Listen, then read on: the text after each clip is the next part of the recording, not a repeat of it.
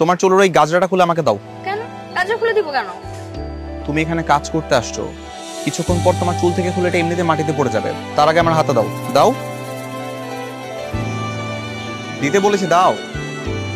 দিচ্ছি।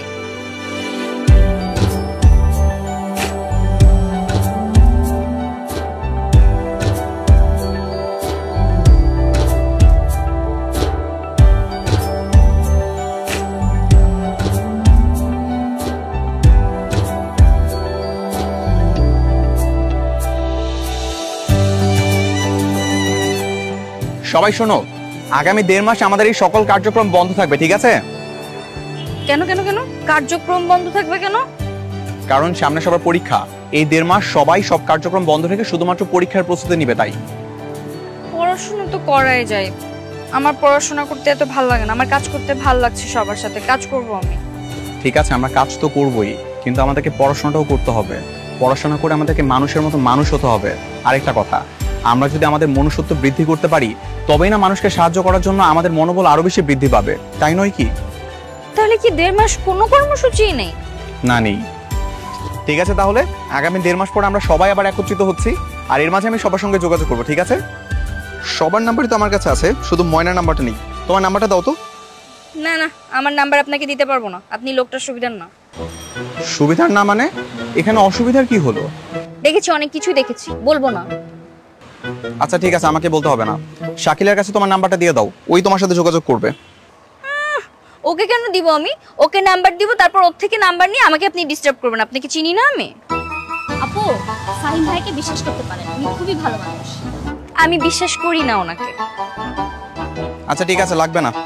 তাহলে আমাদের আবার 1.5 মাস পরে দেখা হচ্ছে, ঠিক আছে? ঠিক আছে। ঠিক আছে, আল্লাহ হাফেজ। হ্যাঁ, দেখা হবে।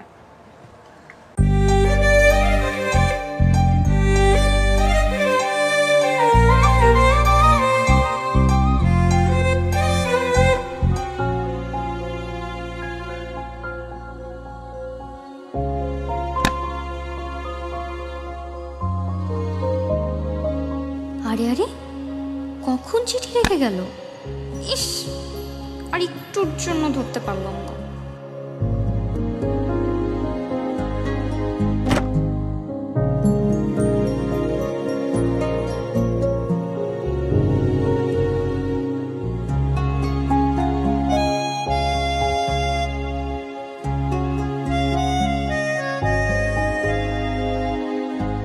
প্রিয় ময়ূরাক্ষী, আজকের চিঠিটা দিতে একটু দেরি হয়ে গেল। জানি না অপেক্ষা করছো কিনা। যদি আমার বেকল হৃদয়ের অনুভূতি কিঞ্চিত হলেও তোমার মনে স্থান করে নেয়, তাহলে আমার বিশ্বাস তুমি আমার জন্য অপেক্ষা করছো। কাল তোমাকে নিয়ে একটা স্বপ্ন দেখলাম। তুমি আমি এক ছাদের নিচে ছোট্ট একটা সংসার সাজিয়েছি। মুষলধারে বৃষ্টি হচ্ছে, বাইরে টুকটাপ পতনের শব্দ, দূর প্রান্ত থেকে ভেসে আসা ডাহুক পাখির ডাক, মাঝরাতে একসঙ্গে পূর্ণিমার আলোয় ভাসতে থাকা আমরা দুজন। আবার মাঝে মাঝে রাত ফুরিয়ে যাবে গল্প করতে করতে। ময়ূরাক্ষী, হাজারো স্বপ্ন ঘিরে তোমাকে ভালোবাসি। তুমি কি পারবে আমার ভালোবাসা গ্রহণ করে ভালোবাসার পূর্ণতা দিতে? তোমার মনের অনুভূতি জানার অপেক্ষায় রইলাম। ইতি, তোমার চিরজানা দুঃখ মিয়া। অনুভূতি তো জানাতে চাই, কিন্তু আপনাকে জানাবো কিভাবে? আপনি তো আমার সাথে লুকোচুরি খেলছেন মিস্টার দুঃখ মিয়া। সব দোষ আপনার।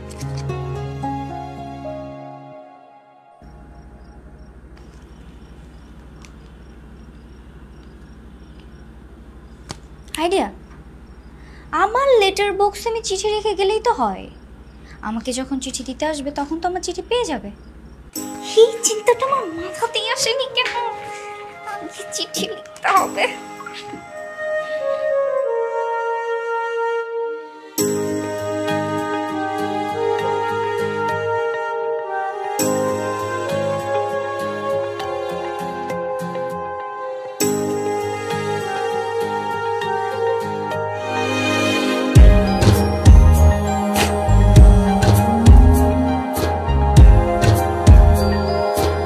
মনের অনুভূতি জানিয়ে দিলাম, এবার তাড়াতাড়ি উত্তর দিও দুঃখ মিয়া।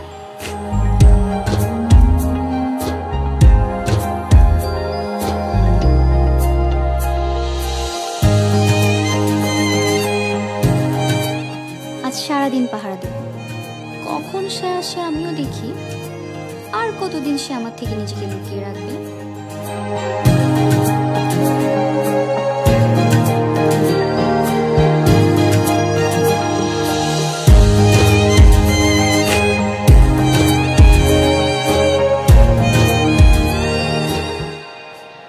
কিরে, তুই সারাদিন একা একা বারান্দায় বসে থাকিস কেন? কিছু না, এমনিই বসে আছি।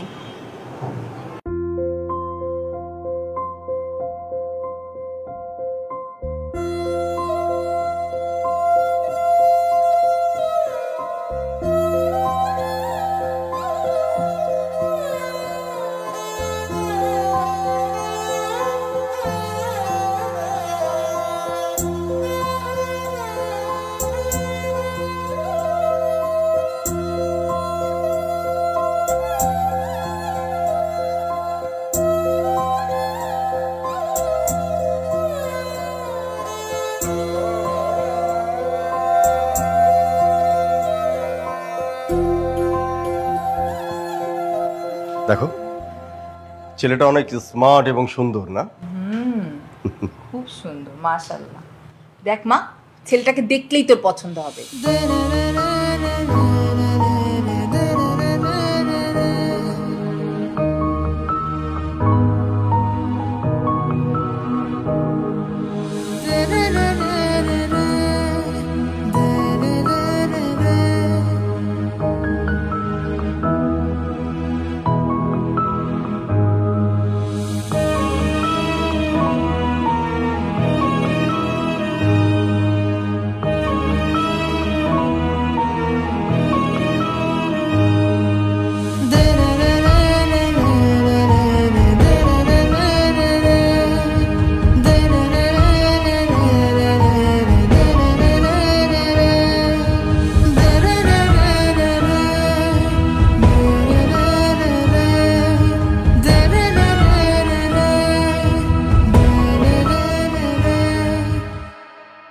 কিরে, কি হয়েছে তোর?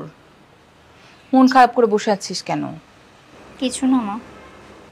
বললেই হবে? আমি তোকে চিনি না? কিছু তো একটা হয়েছে, বল না মা। আসলে মা, আমি একজনকে খুঁজতেছি অনেকদিন ধরে, কিন্তু পাচ্ছি না। কাকে? ছেলেকে।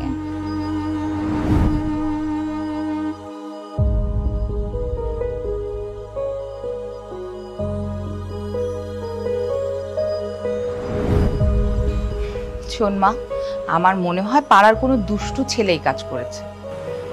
না মা, এতটা সাজিয়ে গুছিয়ে কেউ দুষ্টামি করবে না। আমি মনে প্রাণে বিশ্বাস করি এই মানুষটা আমাকে ভালোবাসে। আমিও তার চিঠির প্রেমে পড়ছি মা। এইসব চিন্তা মাথা থেকে বাদ দে। এই একটা ছেলের কারণে কেউ খাওয়া দাওয়া সব বন্ধ করে বসে থাকে, বল আমাকে। কিন্তু সে না আর আসে না কেন মা? সে আর দুষ্টামি করতে চায় না, সেই জন্য আসে না। তোর বাবা খেতে ডাকছে, আয়।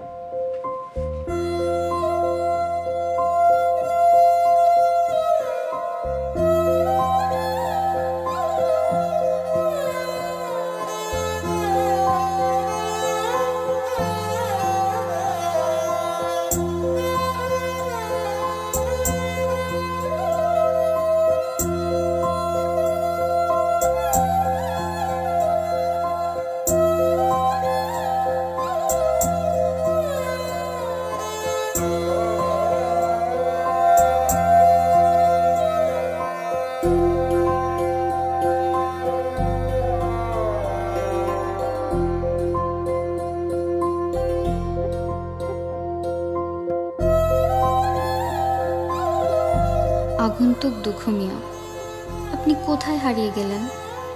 আপনার জন্য অপেক্ষা করতে করতে আমি যে পাগল হয়ে যাচ্ছি। কেন এসেছিলেন আমার জীবনে, আর কেনই বা হারিয়ে গেলেন?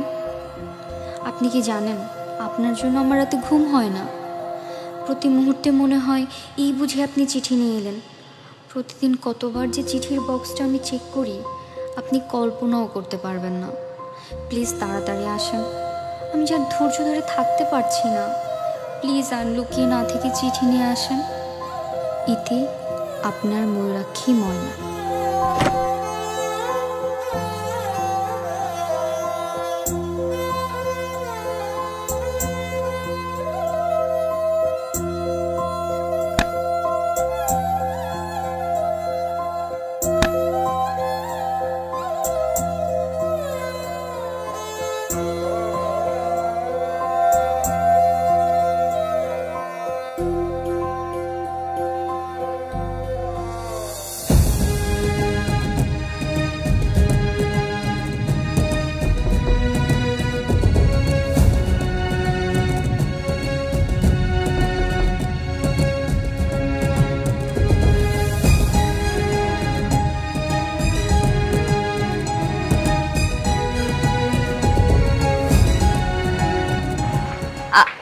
আপনি এখানে কেন এসেছেন?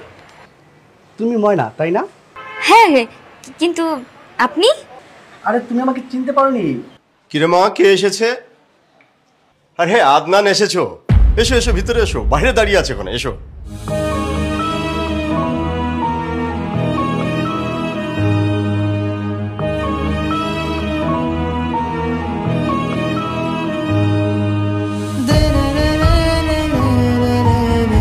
ছেলেটা কে মা? মা, ছেলেটা তোর বাবার বন্ধুর ছেলে আদনান, তোর সাথে বিয়ে ঠিক করেছে। বিয়ে? হ্যাঁ।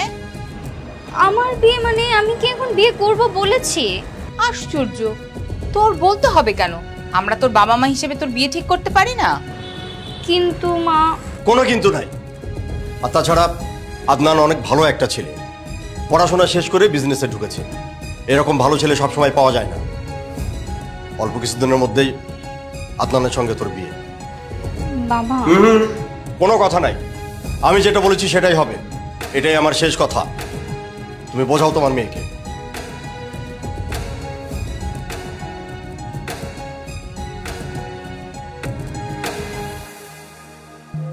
আমি কি আর আপনার দেখা পাবো না?